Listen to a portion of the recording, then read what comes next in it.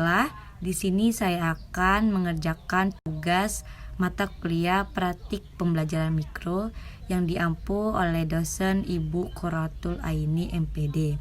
Di sini saya akan membuat simulasi pembelajaran materi tentang struktur dan fungsi jaringan pada hewan. Baiklah, selamat menyaksikan. Assalamualaikum warahmatullahi wabarakatuh. Apa kabar anak-anak? Baiklah, semuanya baik ya. Di sini Ibu akan menjelaskan materi lanjutan pertemuan pertama kemarin. Nah, di sini kita akan membahas mengenai letak dan fungsi jaringan pada hewan. Kita udah membahas kan jaringan hewan itu apa? Ada yang masih ingat? Ya, jaringan hewan itu merupakan sekumpulan sel-sel yang mempunyai bentuk serta fungsi sama sehingga membentuk jaringan. Hewan juga merupakan organisme yang bersel banyak atau multiseluler. Ada juga hewan yang dengan bentuk khusus yang memungkinkan sel-sel di dalamnya melakukan fungsi yang spesifik. Jaringan pada hewan ini terbagi menjadi 4 jenis. Ada yang tahu nggak nih? Ya, yang pertama kemarin kita udah bahas, jaringan epitel. Yang kedua ada jaringan otot, jaringan ikat, dan jaringan saraf. Nah, yang pertama kita akan membahas lebih dalam tentang jaringan epitel. Jaringan epitel itu merupakan sebuah jaringan yang dibentuk oleh lapisan sel-sel untuk menutupi maupun melapisi organ. Jaringan ini berfungsi untuk melindungi organ sebagai penyerapan dan sekresi. Nah, jaringan epitel ini tersusun dibagi menjadi 3, yaitu ada epitel pipi, epitel batang, dan epitel kubus. Nah, seperti kita pada lihat teman-teman, anak-anak semuanya, itu terdapat gambar epitel pipi. Bentuknya seperti lapisan pipi. Nukleusnya bulat dan terletak di tengah.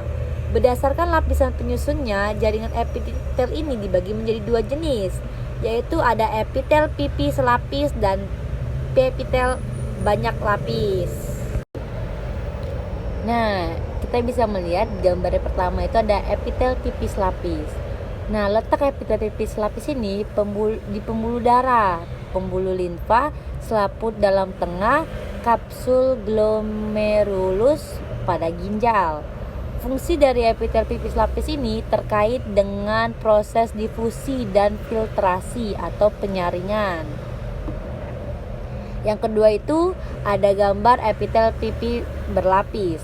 Nah, letak jaringan ini yang melapisi rongga mulut, epidermis, esofagus, vagina, dan rongga hidung.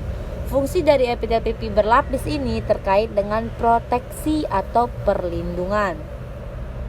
Yang ketiga itu ada epitel kubus lapis. Kita bisa lihat pada gambar. Nah, letaknya itu di permukaan dalam lensa mata, permukaan ivari atau indung telur saluran nefron ginjal. Fungsi dari epitel kubus lapis ini melindungi atau proteksi adsorpsi yang menghasilkan mucus. Nah, selanjutnya pada gambar ini ada epitel kubus berlapis. Letak pada epitel kubus berlapis ini nih, letaknya tuh di saluran kelenjar minyak, kelenjar kering pada kulit. Fungsi dari epitel kubus berlapis ini, lapisannya melindungi dan menghasil mucus. Terus ada epitel silindris selapis.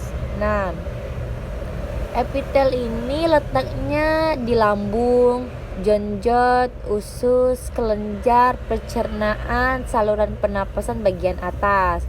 Fungsinya untuk sekresi, adopsi, dan proteksi. Nah, yang kedua kita akan membahas jaringan otot. Jaringan otot ini merupakan jenis jaringan yang berisi sel serta serat. Fungsinya itu sama, yaitu membentuk otot dan membantu proses pergerakan rangka manusia serta organ-organ di dalamnya. Jaringan otot ini tersusun atas sel-sel otot yang berfungsi menggerakkan organ-organ tubuh. Adanya kemampuan ini disebabkan jaringan otot ini mampu berkontraksi. Nah, kontraksi otot ini dapat berlangsung karena molekul-molekul protein yang membangun sel otot dapat memanjang dan memendek. Jaringan otot ini terbagi menjadi 3, yaitu ada jaringan otot polos, otot lurik, dan otot jantung. Nah, otot polos itu letaknya itu di dinding lambung, usus, dan organ dalam lain kecuali jantung. Jumlah intinya itu banyak, bentuknya itu gelondong, strukturnya itu bergaris-garis, dan tipe kerjanya itu volunteer. Sedangkan kalau otot lurik ini letaknya melekat pada rangka, jumlah intinya itu 1, bentuknya itu silindris memanjang, strukturnya itu polos, dan tipe kerjanya itu involunteer. Nah, dan yang terakhir tuh ada otot jantung, letaknya tuh di jantung, jumlah intinya itu juga 1, bentuknya tuh silindris bercabang, strukturnya itu juga bergaris-garis, tipe kerjanya involunteer. Nah, yang ketiga itu ada jaringan pengikat. Jaringan pengikat ini merupakan jenis jaringan pada hewan yang fungsinya mengikat antar jaringan tubuh. Nah, jaringan ini terdiri dari bahan interseluler di antara sel-selnya disebut matriks. Matriks ini berbentuk serat-serat di mana tidak teratur bentuknya.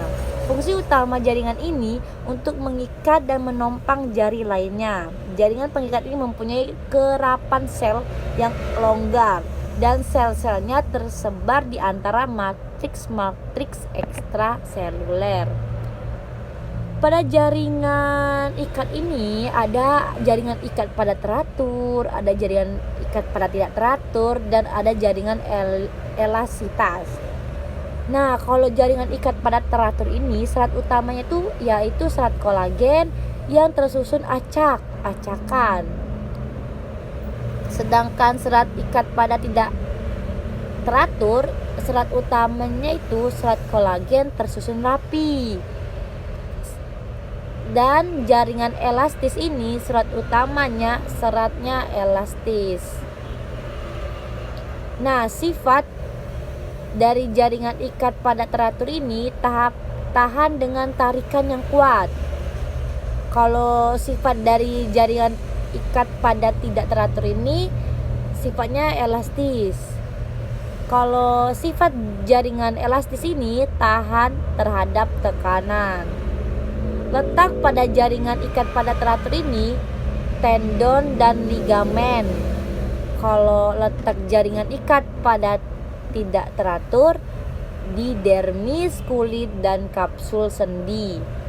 Kalau letak jaringan elastis itu pembuluh darah, arteri, dan bronkus. Nah, yang keempat itu ada jaringan saraf. Jaringan saraf ini merupakan jenis jaringan untuk menerima rangsangan. Tak hanya itu, jaringan ini juga berfungsi untuk mengatur aktivitas otot. Saraf begitu peka terhadap keadaan sekitar sehingga jaringan saraf ini akan mengendalikan otot hewan untuk dapat bergerak. Jaringan saraf ini tersusun dari sel saraf atau neuron. Nah, tiap-tiap neuron ini terdiri atas badan sel saraf, cabang dendrit, cabang akson, dan cabang-cabang tersebut ini mengandung tiap-tiap sel saraf sehingga membentuk jaringan saraf. Sel saraf ini mempunyai kemampuan iritabilitas dan konduktivitas, yang artinya kemampuan sel saraf akan bereaksi terhadap perubahan lingkungan. Sedangkan konduktivitas itu artinya kemampuan sel saraf untuk membawa impuls-impuls saraf. Perlu diketahui ada 3 macam sel saraf, yaitu ada sel saraf sensorik, saraf motorik, dan sel saraf penghubung.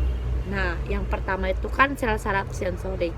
Itu fungsinya itu untuk mengantarkan rangsangan dari reseptor penerima rangsangan ke sumsum tulang belakang. Kalau sel saraf motorik itu berfungsi untuk mengantarkan impuls motorik dari susunan saraf pusat ke efektor.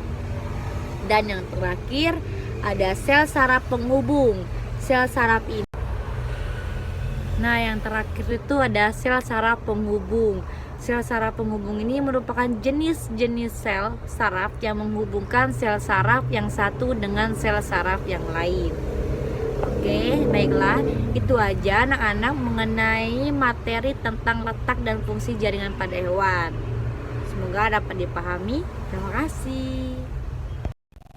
Mungkin itu saja video simulasi pembelajaran yang dapat saya tampilkan. Kurang lebih saya mohon maaf, kepada Allah saya mohon ampun. Saya akhirin. Wassalamualaikum warahmatullahi wabarakatuh.